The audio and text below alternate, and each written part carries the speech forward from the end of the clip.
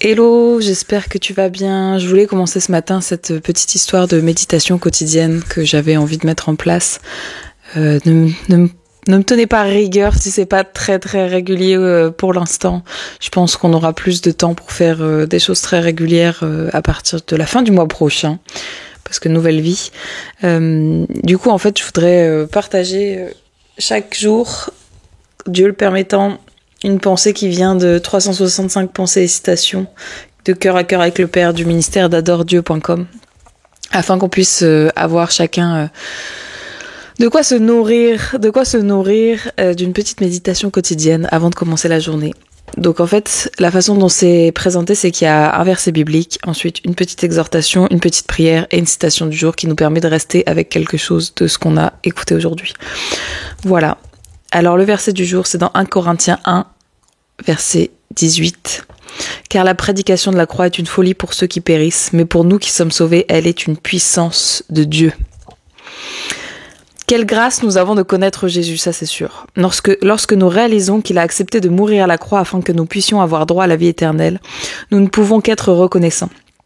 Merci Seigneur, car c'est à la croix que mon avenir est assuré, que tu m'as guéri de toutes mes maladies et que tu m'as libéré des chaînes de l'ennemi et que tu as effacé l'acte dont les ordonnances me condamnaient. Dans Romains 8.1, il est écrit, il n'y a donc aucune condamnation pour ceux qui sont en Jésus-Christ. Quelle grâce. La victoire a été acquise une fois pour toutes et c'est Jésus qui l'a fait pour nous. Tu n'as plus besoin de courir après quoi que ce soit, Jésus a tout accompli. Dans l'épreuve, nous devons relever la tête et refuser de marcher comme des défaitistes. Comme le disait David Wilkerson, le message de la croix doit être constamment enseigné dans nos églises. C'est quand la dernière fois dans ton église qu'on a parlé de Jésus à la croix?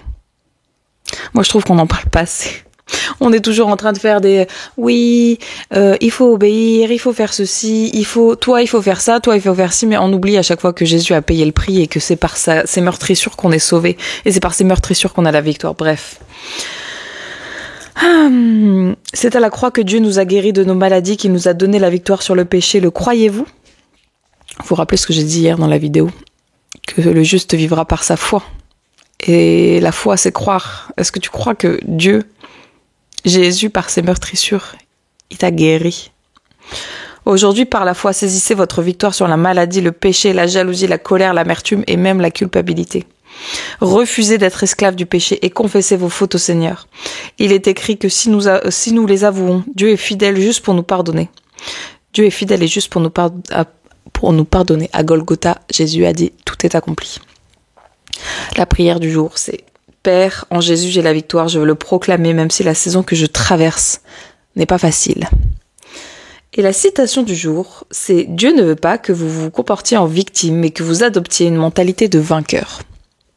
Voilà, si aujourd'hui tu veux un peu méditer là-dessus, prier, ouvrir ton cœur à Dieu en disant « Seigneur, j'en ai marre de me comporter comme une victime alors que je suis un enfant de Dieu par l'esprit d'adoption qui crie « Abba Père ». Aujourd'hui, j'ai besoin que tu m'aides. Seigneur, j'ai besoin que tu m'aides à me comporter comme un fils héritier, co-héritier du royaume avec Christ et pas comme une victime. Ne vous comportez pas comme le monde. Soyez renouvelés par le renouvellement d'intelligence. Et là, juste à côté, il est écrit « Et si tu changeais ta liste d'inquiétudes en liste de prières, cesse de t'inquiéter et prie. » Voilà, bonne journée, soyez bénis.